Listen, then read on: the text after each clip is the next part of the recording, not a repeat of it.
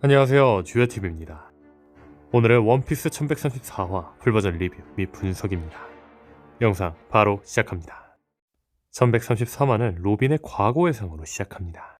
오하라 당시 스탠디는 로빈이 해군 전함을 침몰시키고 대피선을 파괴했다고 누명을 씌웁니다. 그리고 다음 회상, 어린 로빈이 여러 장소를 떠들며 도망치는 장면이 이어집니다. 로빈은 서점에서 지도책을 보며 몰래 오하라를 지도에 추가하고 강아지 옆에서 쓰레기통에서 음식을 먹기도 하죠. 그리고 로빈을 바라보던 사람들의 반응이 나옵니다. 저 애는 학자처럼 똑똑하지만 인간의 감정이 없어. 저 돈 좀 봐. 얼른 총을 들고 전현을 사냥해. 어린 외모에 속지마. 절대 봐주지마. 해군은 뭐하는 거야. 저 애는 세계의 적이야. 그리고 어느 날 로빈은 절벽에서 뛰어내려 죽으려 하는데 순간 로빈은 올비아와 사우로가 말한 끝까지 살아남으라는 말을 떠올립니다. 로빈은 다시 도망치며 데레시시시 웃음을 흉내짓죠. 그리고 장면은 현재로 돌아오고 루피 일행은 하늘을 나는 보트를 타고 한 마을에 도착합니다. 릴리스는 에바프 안의 현재 기후와 베가펑크의 기술들이 공존할 수 있다며 감탄하죠. 그리고 마을에서 하이루디는 루피를 만나며 말합니다. 활약은 전부 들었다. 이제 사왕 중 하나라니 대단해 대장. 나중에 정식으로 소개하겠지만 이 4명은 모두 신거명의 적단 소속이다. 대장의 부하의 적단 중 하나지. 이에 루피는 짜증내며 답하죠. 난 부하 같은 거 필요 없다고 했잖아.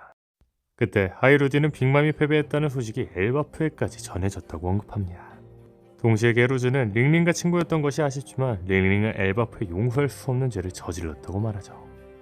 그리고 게루즈는 로빈에게 서로가 근처 마을 학교에서 엘바프 도서관을 보여주기 위해 기다리고 있다고 말해줍니다. 로빈은 혼자 서우로에게 가려고 하지만 밀즈모자 일당 전원이 함께 가기로 하여 연애를 뒤로 미루죠. 게루즈는 스발의 일행을 태우고 서우로에게 향하며 말합니다. 서우로 선생님은 엘바프에서 역사를 가르치셔 다양한 책에 대해 강의도 하시고 그때 전사의 샘에 도착하고 게루즈는 근처 부엉이 도서관으로 안내합니다. 그런데 한 소녀가 뛰어와 서우로가 쓰러져 움직이지 않는다고 외칩니다. 모두 충격에 빠지지만 로빈은 웃으며 말하죠. 정말 어이없네. 로빈은 해변으로 걸어가고 서로가 해변에 엎드려 있는 것을 발견합니다. 로빈이 미소 지으며 다가가자 서로가 고개를 들고 웃죠. 이에 로빈은 말합니다. 여전히 웃음이 이상하네. 사우루는 웃으며 답합니다. 너를 만날 때 어색해서 어떤 얼굴을 해야 할지 몰라 놀래키려고 했는데 로빈, 엄마를 많이 닮았어. 베가펑크는 오하라의 사람들의 목소리를 세상에 전했어. 그리고 사우루는 오하라 사건 이후 자신이 깨어났을 때 이미 바다였고 오하라를 불태운 거대한 불길이 자신의 얼음을 녹인 것 같다고 말합니다. 이로 인해 사우루는 전신에 화상을 입었다고 하죠. 그때 로빈은 사우루의 말을 중단시키며 말합니다. 이제 우울한 얘기는 하고 싶지 않아. 사우루, 제발 살아남은 나를 칭찬해줘. 사우루는 웃으면서 로빈을 안아줍니다. 데레시시, 당연히 칭찬해야지.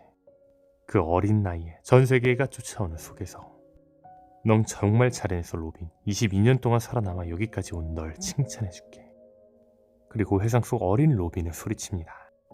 왜 내가 살아야 하는 거야. 엄마, 교수님, 사우로. 나 그냥 죽고 싶어. 더 이상 살고 싶지 않아.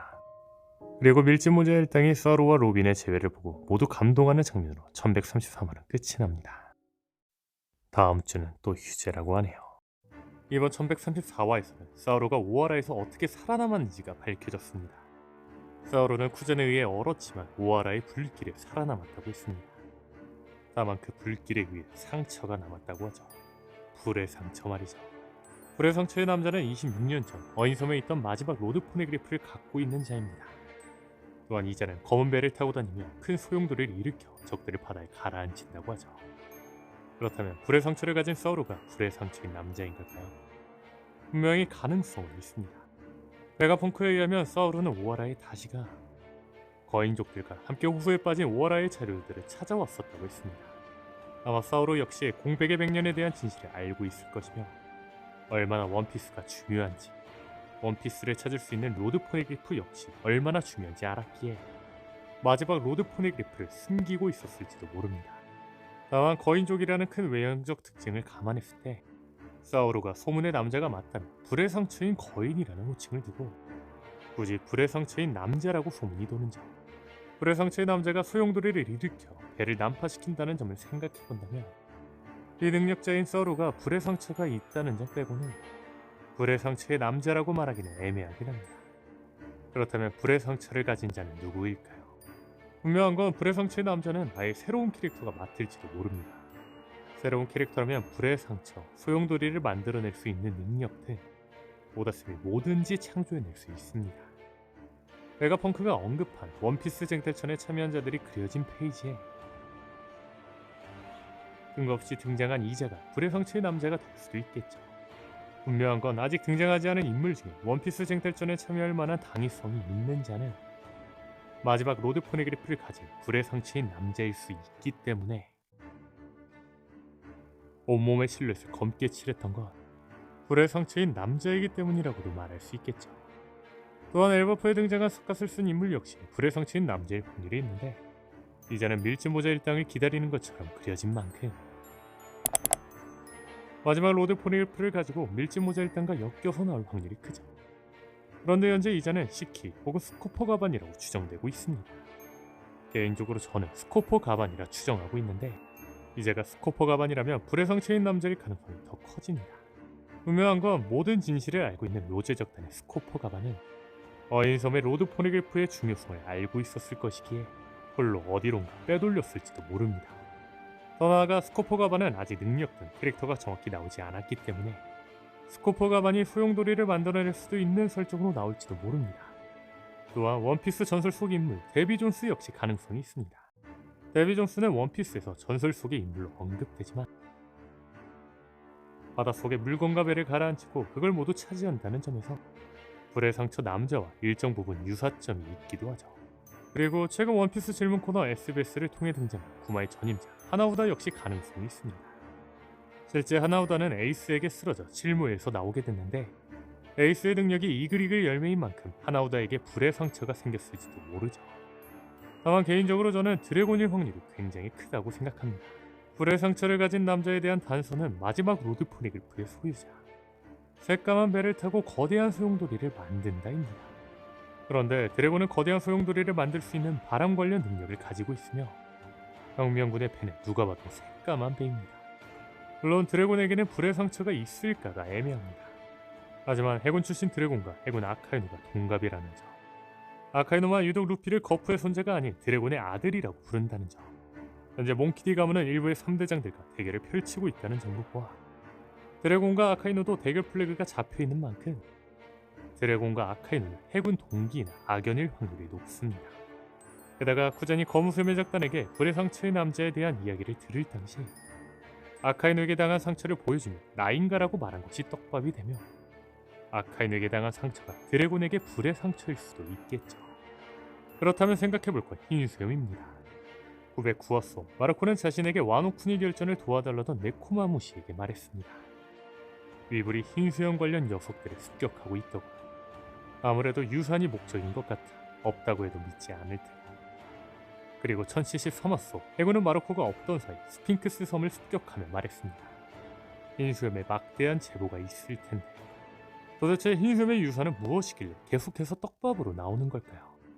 현재 마르코가 알고 있는 흰수염의 제보는 흰수염이 돈과 물자를 평생 보내 살아가고 있는 스핑크스 섬입니다.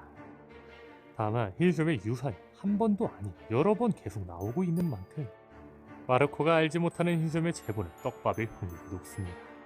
그런데 마침 흰수염에게는 아무도 알면 안 되는 보물이 있어야 할 떡밥이 있기는 합니다. 그 보물은 바로 로드 포네그리프입니다. 과거 로제적단이 어인섬에 갔을 때 조이부의 사과문이 적힌 포네그리프와 빨간색의 로드 포네그리프가 있었습니다. 그런데 25년 뒤 밀짚모자 일당이 어인섬에 왔을 때 빨간색의 로드 포네그리프는 사라져 있었죠. 그런데 이 로드 포네그리프를 가지고 있을 가장 유력한 자는 흰수염입니다. 로드 포네그리프가 있던 어인섬이 흰수염의 구역이었습니다. 흰수염은 로저가 해적왕의 자리에 오르고 즉 로저가 모든 진실을 알고 나서 얼마 지나지 않아 술자리를 했습니다.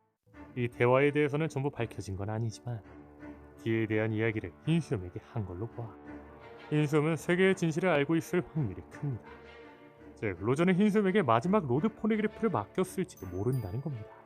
분명한 건 흰수염은 어인섬을 자신의 구역으로 삼는다고 하였는데 이 이유 중에 하나는 마지막 로드 포네그리프를 지키기 위해서였을지도 모르죠. 즉 흰수염의 보물은 로저가 맡긴 어인섬의 로드 포네그리프 아닐까입니다. 다시 말해 불의 상처인 남자가 가지고 있는 마지막 로드 포니그리프는 흰수염에게 받은 걸 거라는 거죠. 그렇다면 이러한 가설 어떨까요? 흰수염은 정상결전에서 자기 자신이 죽을 수도 있을 거라 예상했고 로저의 의지를 지키기 위해 로드 포니그리프를 세계정부 최대의 적 병력문의 수장 드래곤에게 맡겼다. 분명한 건 로저와 어떠한 인연도 없는 걸로 보였던 드래곤은 처형식에 참여했습니다. 물론 해적왕의 처형인 만큼 드래곤이 참여한 걸지도 모르지만 드래곤이 처음 등장할 당시 드래곤은 로저가 했던 말을 생각하며 등장했습니다. 그런데 로저의 이 대사는 나온 적이 없습니다. 즉 드래곤이 로저를 만났을 확률이 높다는 겁니다. 다시 말해 드래곤 역시 로저의 의지를 있는 자라고 볼 수 있기에 흰수염이 드래곤을 믿고 마지막 로드 포니그리프를 맡겼을 수 있다는 거죠. 여러분은 불의 상처인 남자가 누구라 생각하나요? 오늘 영상은 여기까지입니다. 시청해주셔서 감사합니다.